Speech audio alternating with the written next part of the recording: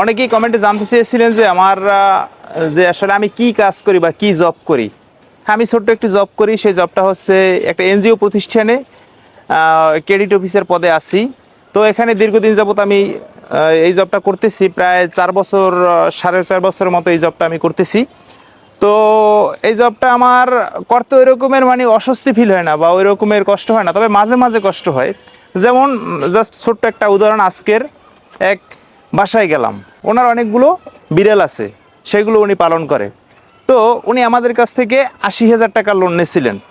তাই ওই ভদ্র মহিলা 80,000 টাকা লোন নিয়ে প্রায় সব টাকাই পরিশোধ করে দিয়েছিলেন।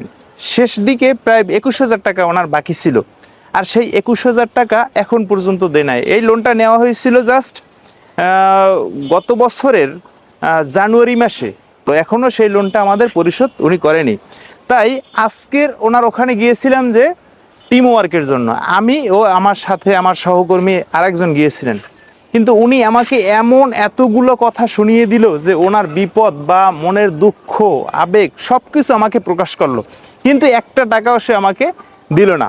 হ্যাঁ বন্ধুরা, যখন আমাকে মানে আমি যখন কোথাও কালেকশনে যাই বা কোনো টাকা আদায় করার জন্য যাই, যখন আমি টাকাটা না আনতে পারি, তখন আসলে আমার কাছে খুব কষ্ট লাগে, অনেকটা প্যারার মতো মনে হয়। ঊর্ধ্বতন যারা আছেন তারা তো একটু বকাবকি করবেই বা একটু রাগারাগি করবেই। বলুন, আপনার নিজের যদি টাকা হয়, আপনি কি মাঠে ফেলে রাখতে চাইবেন বা মাঠে ফেলে আসবেন? হ্যাঁ, আমরা যখন টাকাটা ডিসবার্স করি, একটি এনজিও সংস্থা, তো যেহেতু আমরা মাঠে টাকাটা ডিসবার্স করি, এই টাকাটা আবার আমাদেরকে উঠিয়ে নিয়ে আসতে হয়। যখন এটা উঠাতে না পারি, ঊর্ধ্বতনরা তো তখন দুই শ্রী কথা বলবেই, আর এটা তো মেনে নিতে হবে। যাই হোক, এই হচ্ছে আমি এরকমের একটি প্রতিষ্ঠানে আছি। নাম বলছি না প্রতিষ্ঠানটির, তবে একটি এনজিও প্রতিষ্ঠানে আছি।